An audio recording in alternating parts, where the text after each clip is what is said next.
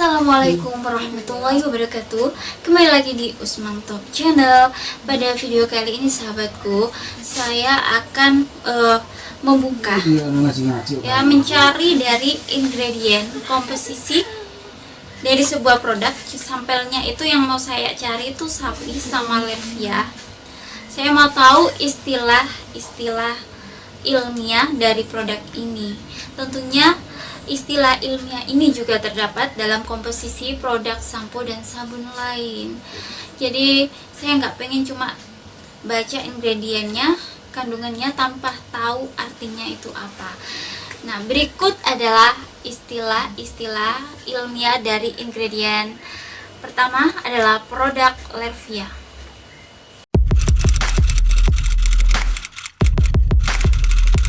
Sodium palmate pada sabun adalah membersihkan kotoran dan pembusa. Sodium palmate ini banyak dipergunakan sebagai bahan baku utama sabun dari palm oil karena sifatnya yang lembut di kulit. Sodium palm kernelate adalah sebagai pelembut tekstur pada sabun mandi, sama dengan garam natrium yang berasal dari bahan nabati yang disebut minyak inti sawit. Fungsinya adalah membersihkan kulit dan bertindak sebagai bahan pengemulsi. Sodium palm kernelate dibuat dengan menggabungkan minyak inti sawit dengan sodium hidroksida. Minyak inti sawit diperoleh dengan mengekresi minyak dari inti atau biji kelapa sawit atau Elais guineensis. Tanaman yang sama yang menyediakan minyak sawit ada yang berasal dari daging buah kelapa sawit dan bukan dari bijinya.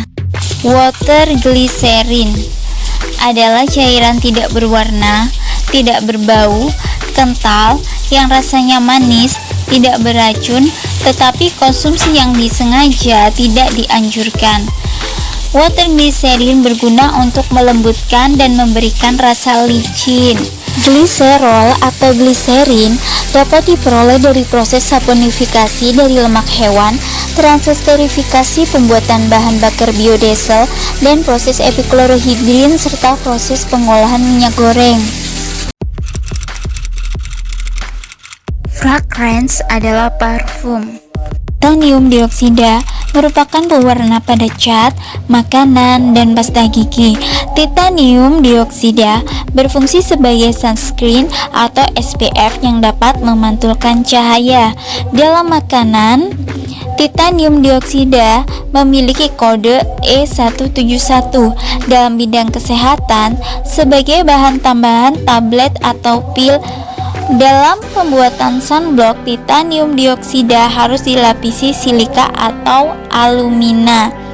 Semakin tinggi SPF-nya pada sebuah sunblock, maka semakin tinggi pula titanium dioksida yang terkandung dalam sunblock tersebut. Sodium klorida adalah garam dapur. Water adalah air. Tetrasodium EDTA adalah bahan pengawet sintetis terbuat dari formaldehida, karsinogen yang diketahui, dan sodium cyanida. Ini bisa menyebabkan iritasi pada mata dan membran mukosa. Palm oil atau Elais guineensis adalah minyak kelapa sawit. Goat milk extract adalah ekstrak susu kambing. Hyaluronic acid adalah zat penggelat yang ditambahkan ke dalam formulasi kosmetik dengan tujuan untuk mengikat atom atau melawan efek dari zat seperti arsenik, besi, atau logam-logam lain. Penggunaannya dibatasi karena sifatnya yang korosif. ASEAN Cosmetic Directive menetapkan penggunaan hyaluronic acid pada sampo sebesar 1,5% dan sabun 0,2%. Sifat korosif adalah menyebabkan kerusakan pada mata, kulit, dan sistem pernafasan serta lain-lain.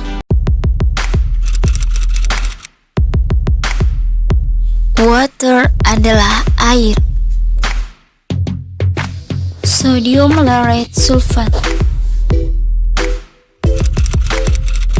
Kokomidopropyl betaine adalah campuran senyawa organik yang berasal dari minyak kelapa dan diametilaminopropylamine, menghasilkan busa dan mengentalkan, namun memiliki efek samping iritasi.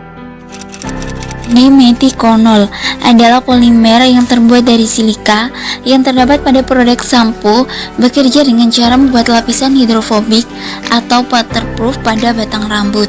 Dan dari pelapisan tersebut, rambut jadi tidak mudah kehilangan air, sehingga kelembapan dalam rambut terjaga. Namun, dimetikonol dapat menutupi kulit rambut yang menyebabkan tertumpuknya kutikula rambut yang akan memberikan efek rambut lemas, kering, dan tidak menguntungkan bagi rambut ikal dan keriting, yang akan semakin membuat rambut ikal dan keriting menjadi kering dan rapuh. Dapat merusak bentuk ikal dan keriting pada rambut. Bersifat hidrofobik, memiliki ketertarikan lebih kuat pada zat-zat non-air. Lapisan ini sangat mudah mengikat debu dan polutan di udara, sehingga buat lapisan yang terbentuk semakin tebal dan berat. Merugikan orang-orang yang memiliki rambut halus karena buat rambut terlihat lepek dan berminyak. Parfum. Pyridinoxine adalah bahan aktif untuk sampo anti ketombe karena memiliki sifat anti jamur. Efek samping, sensasi panas atau menyengat jika terkena mata, mulut, dan hidung. Kulit kemerahan, kulit mengelupas. Glycerin. Nigella sativa seed oil adalah minyak jintan hitam. Cocamidopropylamine adalah senyawa padat berwarna putih, pudar, hingga coklat. Sering dijual dalam bentuk serpihan, padatan meleleh untuk menghasilkan cairan bening kental berwarna kuning pucat. Ini adalah campuran amida asam lemak yang dihasilkan dari asam lemak dalam minyak kelapa saat direaksikan dengan etanolamina sebagai bahan pembusa dan agen pengemulsi dalam kosmetik. Sulfat adalah senyawa kimia garam turunan asam.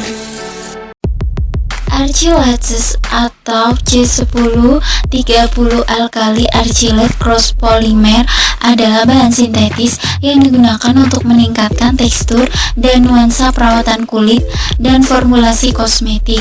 Ini terutama digunakan sebagai agen pengental, peningkat tekstur, agen pembentuk film, dan pengemulsi dalam produk kosmetik dan perawatan kulit. Mentol adalah senyawa organik yang dibuat secara sintetis atau diperoleh dari minyak mint, jagung, peppermint, atau permen mint lainnya.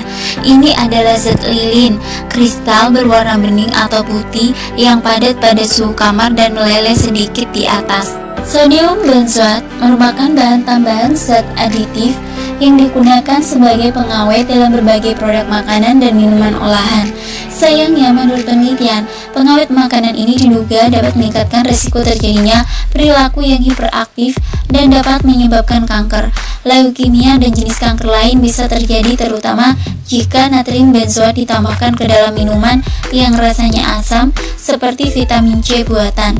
Campuran ini menghasilkan benzene, yaitu suatu zat kimia yang sifatnya memicu kanker atau karsinogenik. Zinc sulfat atau seng adalah mineral alami. Seng penting untuk pertumbuhan dan perkembangan serta kesehatan jaringan tubuh. Zinc sulfat digunakan untuk mengobati dan mencegah kekurangan seng. Zinc sulfat juga dapat digunakan untuk tujuan yang tidak tercantum dalam panduan pengobatan. Demikianlah tentang istilah-istilah ilmiah dalam produk. Semoga video ini bermanfaat. Terima kasih sudah menonton Usman Top Channel.